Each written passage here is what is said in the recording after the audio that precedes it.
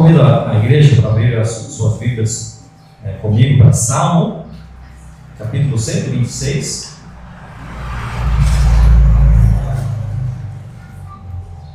Salmo 126.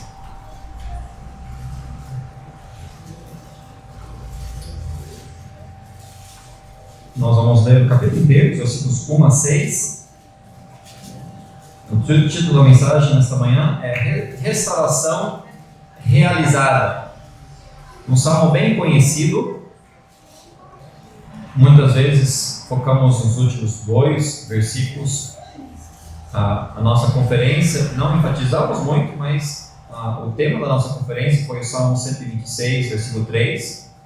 Então vamos olhar essa passagem inteira e aí nós vamos falar sobre ela por alguns minutos nesta manhã. A Bíblia diz o seguinte: quando o Senhor trouxe do cativeiro os que voltaram a Sião, estávamos como os que sonham. Então a nossa boca se encheu de riso e a nossa língua de cântico. Então se dizia entre os gentios: grandes coisas fez o Senhor a estes. Grandes coisas fez o Senhor por nós, pelas quais estamos alegres. Traze-nos outra vez ao Senhor do cativeiro, como as correntes das águas no sul. Os que semeiam em lágrimas cegarão com alegria.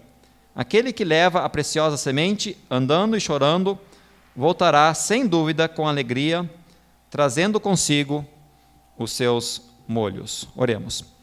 Deus, eu peço que o Senhor possa abençoar a mensagem nesta manhã.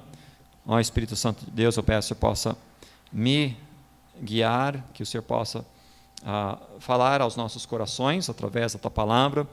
E eu peço que os nossos corações possam estar atentos a ouvir do Senhor. E eu peço que o Senhor possa restaurar cada coração que está quebrantado, a cada vida que está acorrentado no cativeiro do pecado, que o Senhor possa libertá-los. E eu peço que se há alguém aqui nesta manhã que ainda não conhece a Ti como único e suficiente Salvador, eu peço que o Senhor possa restaurá-los, dar salvação para eles. Nos ajude de estarmos sempre no processo de santificação e restauração. E nos ajude a levarmos o Evangelho de Cristo a outros, para que eles também possam ser restaurados. Eu peço que nos momentos de tristeza e dificuldade, que nós possamos continuar semeando, fazendo o que é certo, para que no tempo oportuno, no tempo do Senhor, nós possamos semear aquilo que nós podemos ceifar aquilo que nós semeamos. Nós pedimos isso em nome de Jesus. Amém. Esta passagem foi escrita provavelmente durante a época de Neemias, depois que Israel voltou do cativeiro. Muitas pessoas pensam dos salmos e eles pensam sobre Davi, mas esse salmo não foi escrito por Davi. Esse salmo foi escrito depois dos 70 anos do cativeiro de Israel na Babilônia. E o salmista, ele está louvando a Deus, ele está agradecendo a Deus pela restauração, pela libertação, pela volta da nação de Israel, pelo menos de alguns, do cativeiro a Jerusalém. E ele está agradecendo a Deus por isso. É um salmo de alegria. Nesse salmo, nós encontramos vários aspectos sobre a restauração realizada. Deus tem feito, ou Ele quer fazer o mesmo para nós. Se você ainda não conhece Jesus Cristo, você está preso em seus pecados. Você está num cativeiro de pecado, perdido. Mas Jesus Cristo quer te libertar e te dar salvação. Agora, esse salmo está se referindo ao povo de Deus, e nós, mesmo sendo salvos, às vezes nós estamos presos em cativeiro ao nosso pecado, ou a um momento de dificuldade em nossa vida. E nós precisamos ser restaurados. A Bíblia diz que quando nós aceitamos a Cristo, nós sim somos libertos da condenação do pecado, mas nós ainda vivemos entre um mundo pecaminoso com um corpo pecaminoso e nós lutamos diariamente, constantemente contra o pecado em nossas vidas e as consequências do pecado ao redor de nós. Nossa santificação é momentânea, é diária. Nós estamos sempre tentando ser mais e mais como Cristo, mais santo, mais como Deus, uma vida mais vitoriosa, uma vida com menos pecado. Deus quer nos salvar, Ele quer nos libertar, Ele quer nos restaurar, Ele quer nos renovar, Ele quer que nós ajudemos outros a serem restaurados. Então, se você está aqui nesta manhã e você não conhece a Jesus Cristo como seu Salvador, esta mensagem é para você. Se você está aqui nessa manhã, você já é salvo, mas você está batalhando contra o pecado, tem um pecado que te escraviza nesta manhã e você não consegue ter vitória contra esse pecado em sua vida, esta mensagem é para você. Se você está passando por um momento de dificuldade, tribulação, você não consegue sair da depressão, ou da angústia, ou do vale, você precisa ser restaurado. Esta mensagem é para você. Ou para aquele que simplesmente precisa ser lembrado da nossa responsabilidade de levar esta mensagem de restauração aos outros, de sermos fiéis, constantes, firmes, em momentos de gozo e alegria e em momentos de tristeza. Esta mensagem é para você. Nós cantamos a música Preciosa Graça, com doce som, salvou um páreo como eu. Perdido era eu, mas Cristo me encontrou. Essa música foi escrita por John Newton. E John Newton escreveu essas palavras, talvez é a música mais conhecida ao redor do mundo. Preciosa Graça. É dessa preciosa graça que eu estou falando nesta manhã. E eu quero que nós notemos 4 aspectos acerca da restauração aqui em Salmo 126, que devemos aplicar para as nossas vidas. 4 aspectos que nós podemos aprender, 4 partes nesse salmo relacionados à restauração para Israel que nós devemos colocar em prática em nossas vidas. Em primeiro lugar, note a narração nos versículos 1 e 2. Vamos ver os versículos 1 e 2 de novo. A Bíblia diz o seguinte: quando o Senhor trouxe do cativeiro os que voltaram a Sião, estávamos como os que sonham. Então a nossa boca se encheu de riso e a nossa língua de cântico. Então se dizia entre os gentios, grandes coisas fez o Senhor a estes. Aqui o salmista está narrando, ele está dizendo o que havia acontecido, de que Israel havia sido restaurado.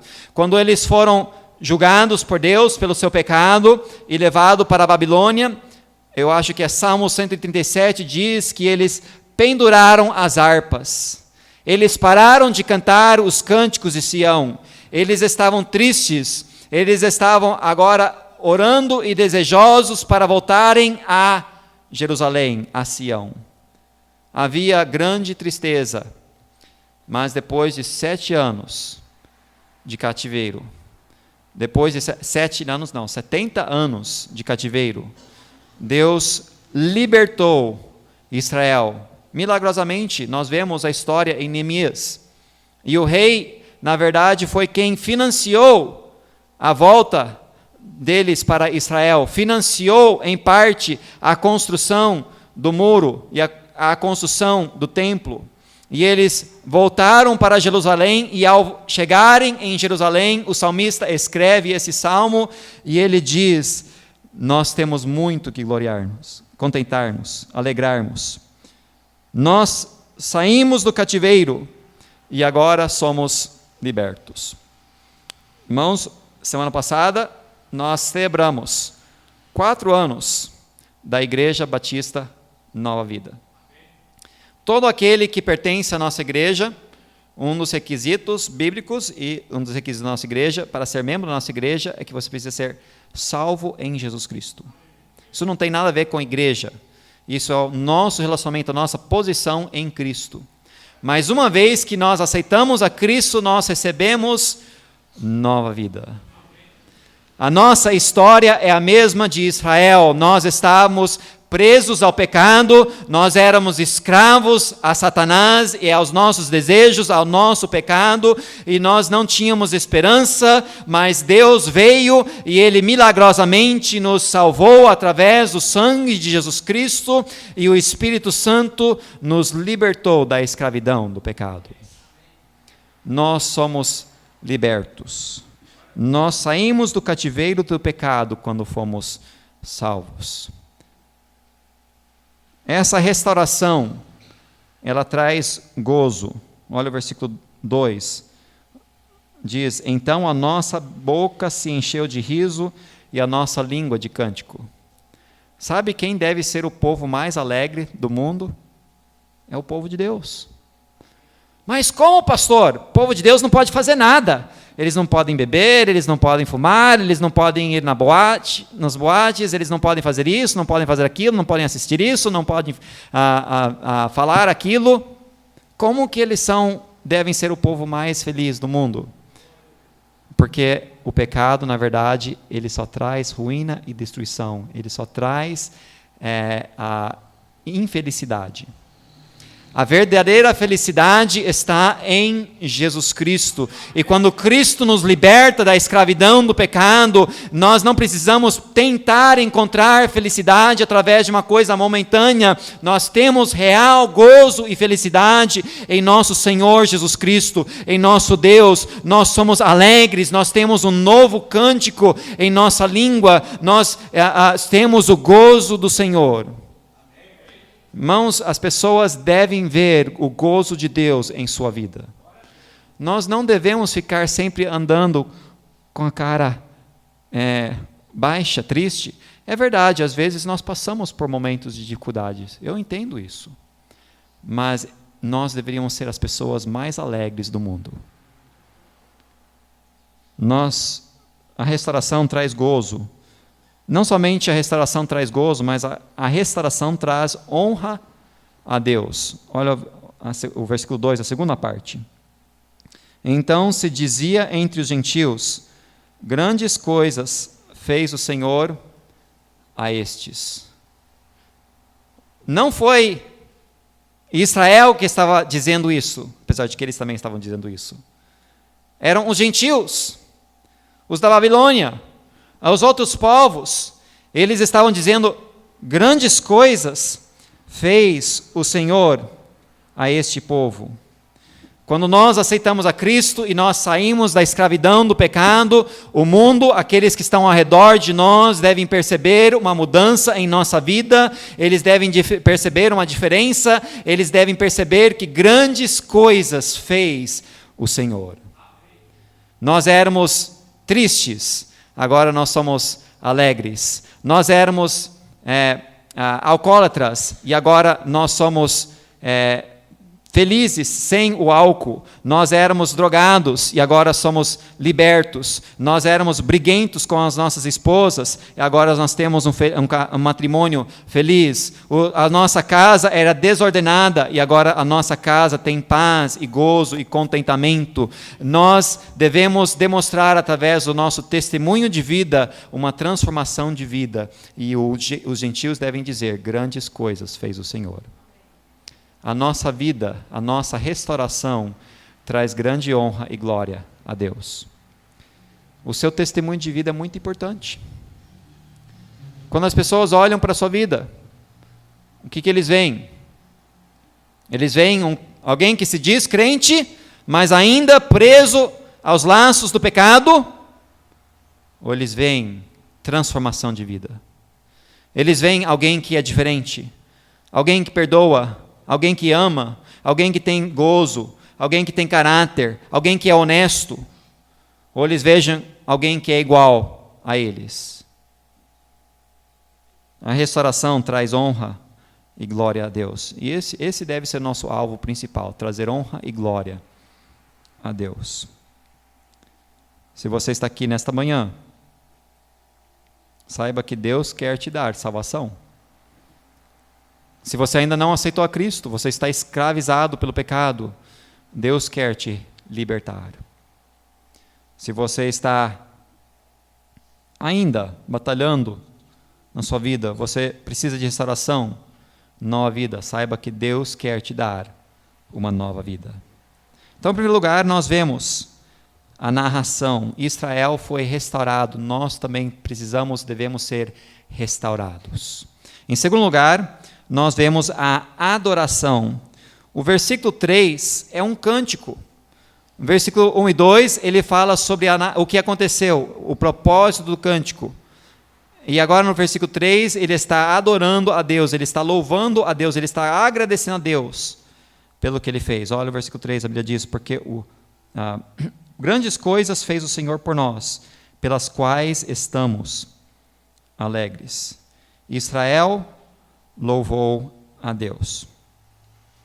Nós estamos alegres pelas grandes coisas que Deus fez por nós. Quantos de vocês poderiam testificar, Deus tem feito grandes coisas por você? Diga amém.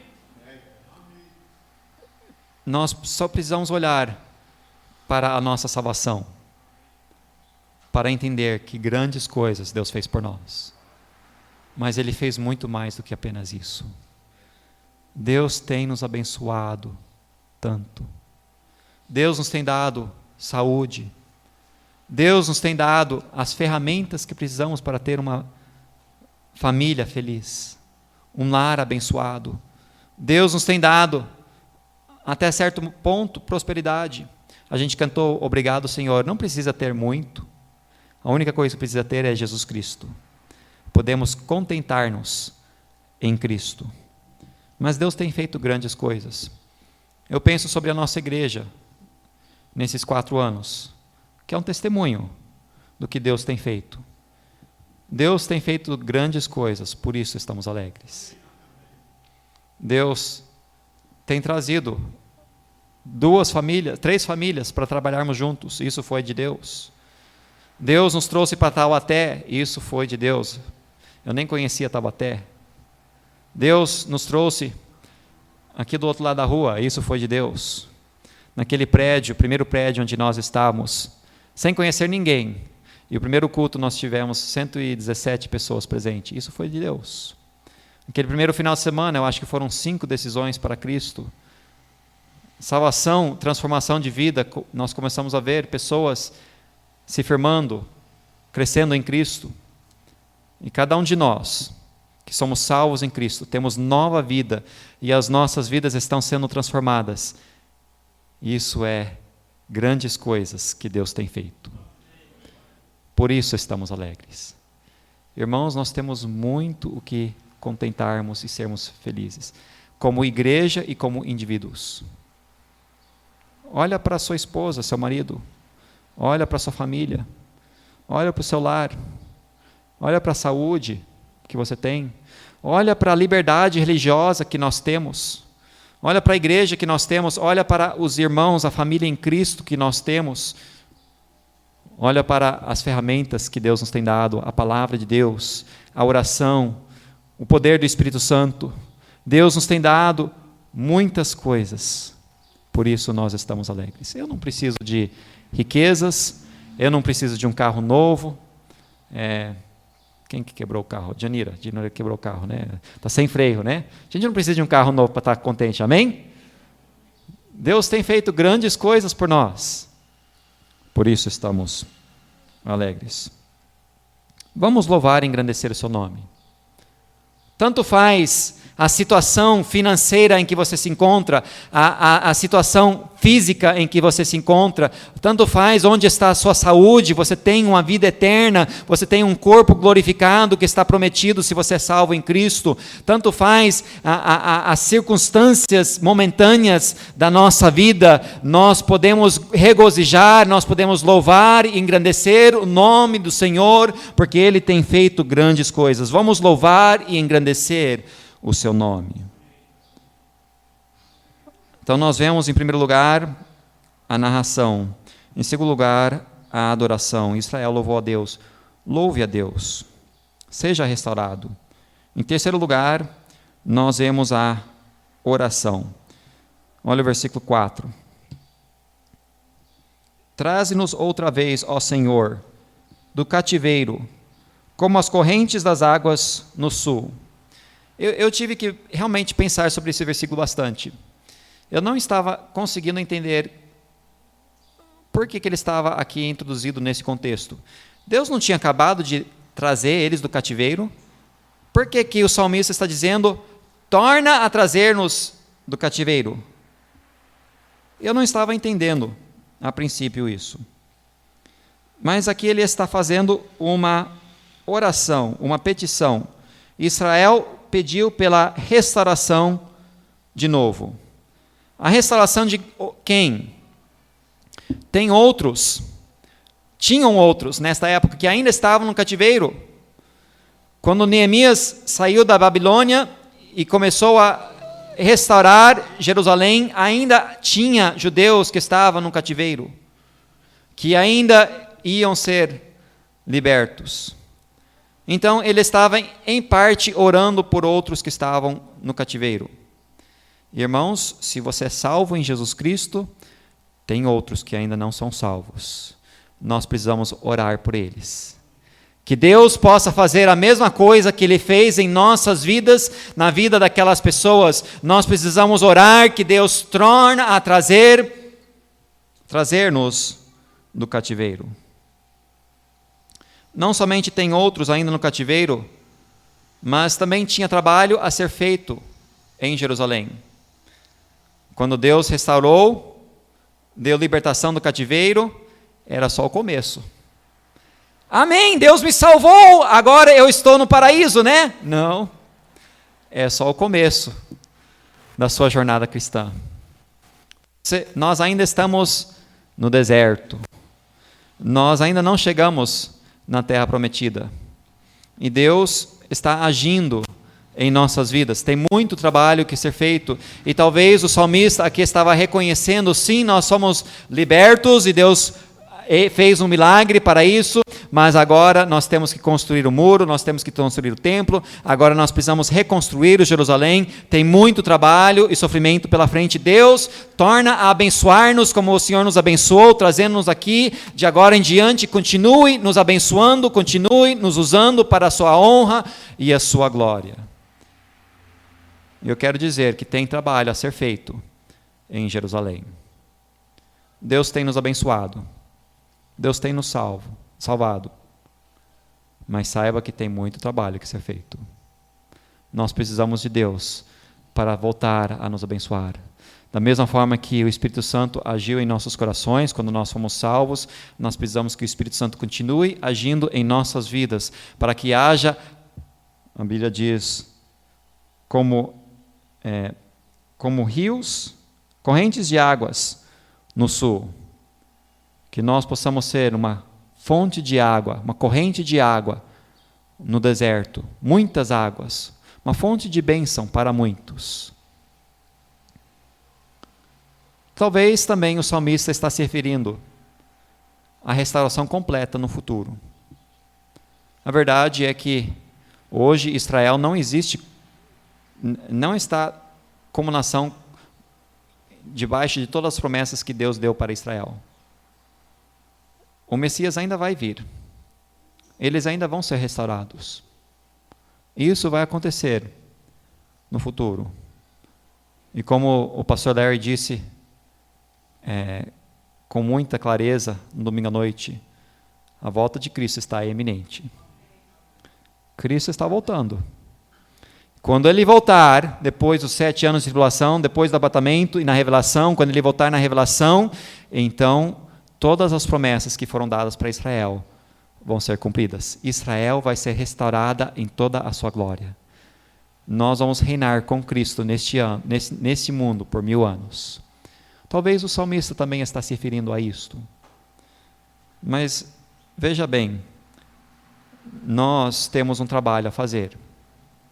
Nós devemos ajudar a restaurar outros. Da mesma forma que nós somos restaurados, tem muito trabalho que fazer. Até a volta de Cristo, vamos continuar levando o Evangelho de Cristo para que outros possam ser restaurados, outros possam conhecer essa alegria por causa das grandes coisas que Deus tem feito por nós. Vamos trabalhar para a restauração. Então, em primeiro lugar, nós vemos a narração. Seja restaurado. Em segundo lugar, nós vemos a adoração. Louve a Deus. Em terceiro lugar, nós vemos a oração. Restaure outros. E em quarto lugar, nós vemos a promissão, ou a promessa. Olha os versículos 5 e 6. Os que semeiam em lágrimas cegarão com alegria. Aquele que leva a preciosa semente andando e chorando voltará sem dúvida, com alegria, trazendo consigo os seus molhos. Agora, eu já preguei várias mensagens desse texto, versículos 5 e 6.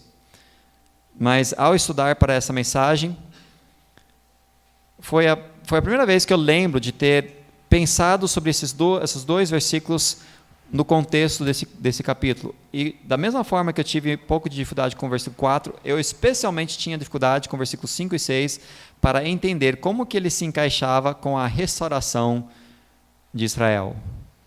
O que o versículo 5 e 6 tem a ver com restauração? Entenda bem que semear é tão difícil quanto colher. O irmão Hélio gosta de trabalhar com plantas, né? Semear é difícil.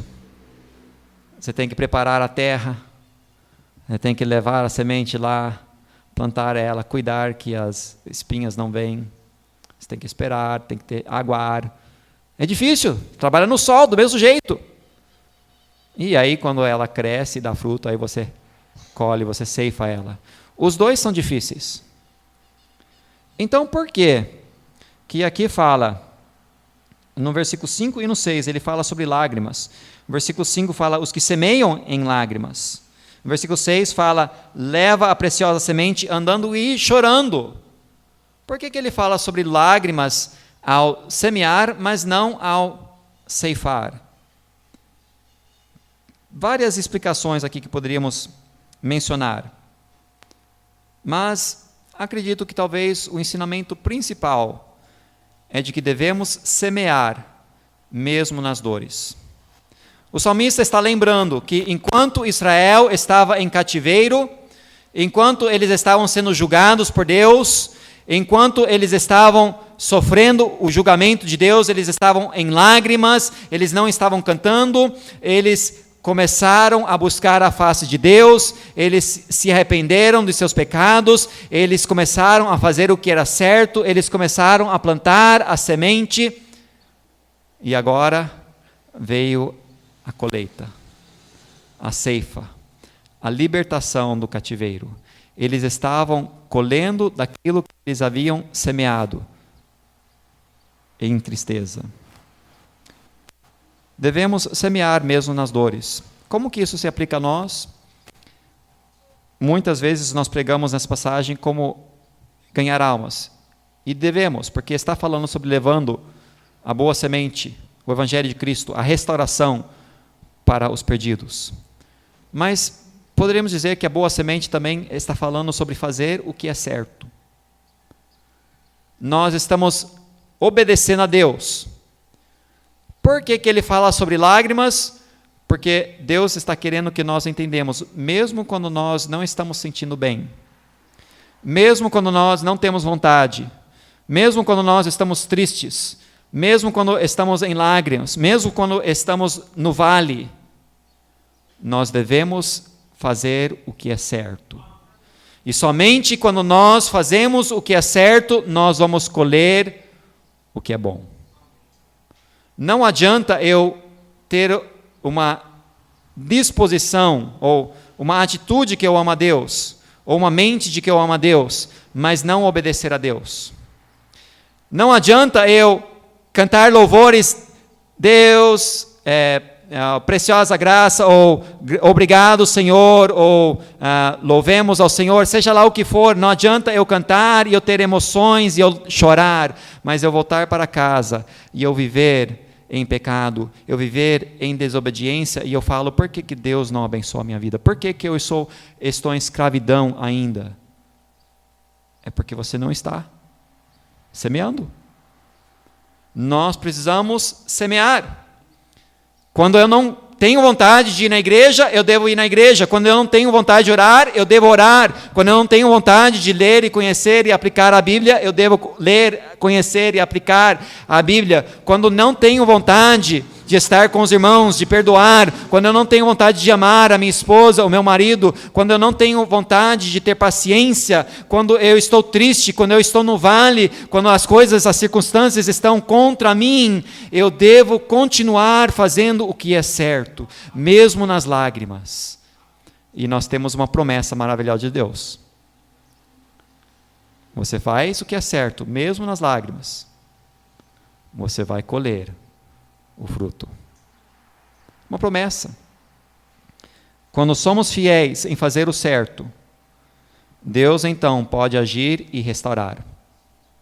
Quer que Deus restaure a sua vida? Faça o que é certo. Obedeça. Mas eu não tenho vontade, pastor. Nenhum de nós, muitas vezes nós não temos vontade. Uma vez eu preguei uma mensagem chamada dever. Devemos fazer as coisas por amor a Deus. Eu sei disso, mas nem sempre fazemos por amor a Deus. Sabe que às vezes eu não venho na igreja porque eu gosto de estar aqui? Maioria das vezes sim. Mas tem momentos e épocas até na minha vida em que eu não quero ir na igreja. Eu não sinto prazer de estar na igreja. Eu venho. Sabe por quê? Porque é meu dever. Porque é certo. Às vezes eu não quero vir no evangelismo. Eu não quero testificar para os outros. Eu estou lá na loja e o Espírito Santo fala para mim, fala para ele de Cristo, convida ele para a igreja, dá um folheto. Não quero, Deus. Não estou com vontade. Hoje eu estou desanimado.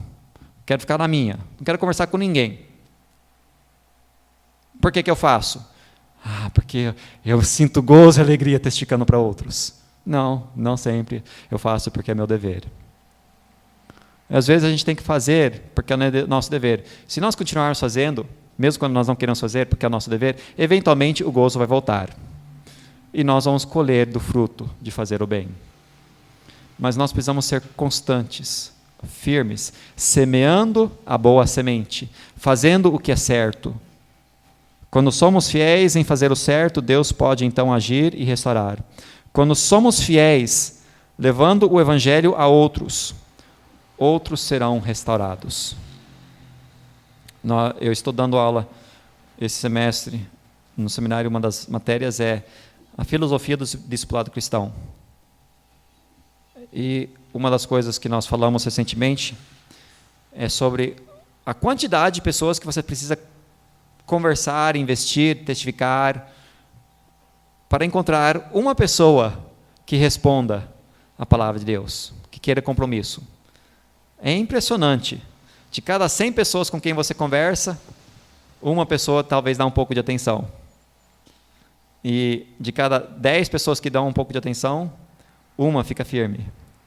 Jesus Cristo tinha uma grande multidão que seguia, mas ele tinha, em Atos 1, depois que ele se ascendeu para o céu, 120 que estavam reunidos em oração. Ele tinha somente 12 apóstolos que realmente deram a sua vida por completo a ele. E desses 12, um traiu Jesus Cristo. Irmãos, nós não vamos ver resultados imediatos. Quando eu testifico, quando eu levo a boa semente, quando eu falo para outros de Cristo, quando eu convido para a igreja, quando eu oro, quando eu discipulo alguém, eu não vou ver necessariamente resultados imediatos. Mas saiba, se nós somos fiéis em plantando, semeando a boa semente, a promessa de Deus é de que nós vamos voltar sem dúvida, com alegria, trazendo consigo os seus molhos. Seja fiel, semeando a palavra. semeando o Evangelho de Cristo. E um dia, quando Cristo voltar e nós estivermos na presença dele, você vai olhar ao seu redor e você vai ficar surpreso dos molhos que estão junto com você, por causa da sua consistência, sua fidelidade em plantando a boa semente. Nós vemos a promissão, a promessa. Outros serão restaurados. A Igreja Batista Nova Vida vai ser uma luz, um farol aqui, até a volta de Cristo. Nós talvez não vamos ver resultado imediato. Às vezes vai ser difícil. Às vezes vamos ter que trabalhar e semear em meio a choro, lágrimas. Mas nós vamos continuar até a volta de Cristo, trabalhando. E, sem dúvida, nós vamos voltar com alegria, trazendo os nossos molhos conosco. Você já aceitou a Cristo nesta manhã? Tem certeza da vida eterna? Sua vida, seu relacionamento foi quebrantado por causa do seu pecado. Deus quer restaurar a sua comunhão com Ele através do sangue de Cristo. Aceite-o. Você está no Egito ou na Babilônia, você está no mundo, você está em cativeiro do pecado. Deixe Deus te libertar. Você foi restaurado. Louve a Deus. Agradeça a Ele. Fala para outros as bênçãos que Deus tem feito na sua vida. Restaure outros. Testifique para outros. Seja fiel. Preciosa graça. Como eu mencionei, foi escrito por John Newton. Quem foi John Newton? John Newton foi um homem que pegava os escravos, os negros da África, trazia eles para as Américas, para vendê-los. E um dia, no barco, ao ver a miséria e ao reconhecer o tamanho da sua iniquidade em vender os escravos, em tratar aquelas pessoas como animais, ele reconheceu que diante de Deus ele era um imundo pecador, um homicida, um vendedor de pessoas, de almas. Mas ele entendeu a graça maravilhosa de Jesus Cristo. Naquele dia, ele aceitou a Cristo como seu único e suficiente Salvador. E Deus fez uma transformação em sua vida. Anos depois, ele escreveu: Preciosa graça. Irmãos, nós temos preciosa graça. Nós somos restaurados, não porque merecemos, mas pelo favor não merecido de Jesus Cristo. Não desanime. Se estiver desanimado, levante-se. Seja fiel, plantando, semeando a preciosa semente. Eu prometo. Não, eu não.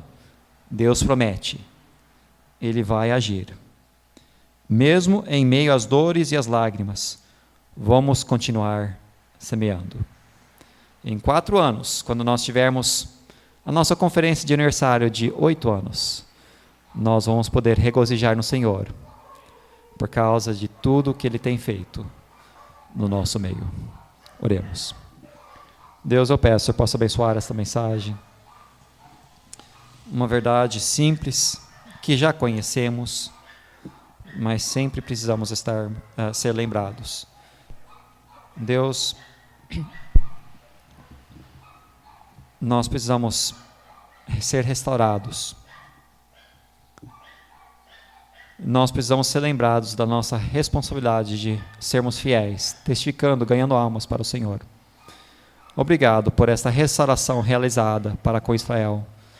Obrigado pela restauração em nossas vidas. Deus, eu peço que o Senhor possa abençoar o nosso povo, que o Senhor possa restaurá-los por completo, que o Senhor possa usá-los para a sua honra e sua glória. Nós pedimos isso em nome de Jesus. Cabeças curvadas, olhos fechados. Eu não conheço o seu coração, somente Deus conhece. Mas se você está aqui, você ainda não aceitou a Cristo como seu único e suficiente Salvador, você continua debaixo da condenação do pecado, longe de Deus, condenado. Você está em escravidão aos seus pecados, à sua vontade. Será que alguém aqui hoje de manhã diria, pastor Eduardo, nesta manhã o Espírito Santo mostrou para mim que realmente eu não sou salvo, eu não tenho certeza da vida eterna, mas eu quero ser restaurado, eu quero ter a salvação. Ore por mim, levante a sua mão. Alguém assim aqui de manhã, hoje de manhã diria, pastor Eduardo, se eu morresse hoje, eu não tenho 100% de certeza de que iria para o céu, eu não fui restaurado ainda, mas eu gostaria de ser. Levante a sua mão. Eu vejo essas crianças, podem abaixar as suas mãos. Mas alguém que diria, pastor Eduardo, se eu morresse hoje, eu não tenho 100% de certeza de que iria para o céu, mas eu gostaria de ter essa certeza. Ore por mim, levante a sua mão. Crente, você é salvo em Cristo. Você está desanimado. Deixe que Deus restaure o seu ânimo. Deixe que Deus substitua as suas lágrimas com o gozo que somente Ele pode dar. Você está não sendo fiel, não semeando, não fazendo o que é certo. Você pode até estar passando por um momento de dificuldade, mas nós precisamos semear em lágrimas. Eu não sei como Deus tem falado no seu coração nessa manhã, mas eu sei que Deus está agindo. Quantos diriam, pastor Eduardo, Deus tocou no meu coração nesta manhã? Ore por mim que eu possa ter vitória. Levante a sua mão. Amém, amém, amém, amém. Veja as mãos pelo auditório todo, podem baixar as suas mãos. Mas alguém diria, pastor Eduardo, Deus tocou no meu coração. Ore por mim. Levante a sua mão. Amém, amém. Podem baixar as mãos. Nós vamos cantar daqui a pouco, número 265 da Voz e Melodia. Nós vamos orar neste momento. Se Deus tocou no seu coração, convido você a sair do seu lugar, vir aqui na frente, se prostrar diante de Deus, se arrepender do seu pecado, da sua falta de semear, seja lá o que for, Deus tem tocado no seu coração. Talvez você precisa entregar o seu ânimo, a sua vida a Deus, reconhecer que Ele está no controle de tudo, deixar Ele restaurar o seu ânimo, a sua vida. Oremos. Deus, eu peço que possa abençoar cada mão que foi levantada, nos ajude a tomar as decisões que o Senhor quer das nossas vidas e que essas decisões possam ser verdadeiras, permanentes, e que o Senhor possa fruir, dar vitória, que o Senhor possa fazer a sua obra em cada vida, restaure cada coração. Nós pedimos isso em nome de Jesus. Amém.